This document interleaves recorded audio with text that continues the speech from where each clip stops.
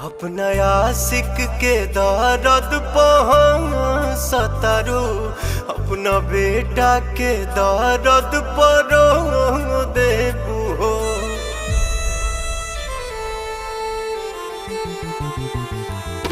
सब कहत रहे तोहरा बारे में हो, बाकी हमके न लागल कि छोड़ देबू हो।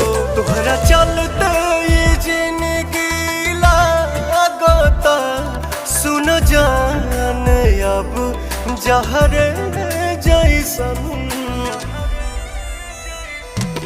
भगवान करस तहरा लइका के एगो लइकी मिले तहरे जैसन।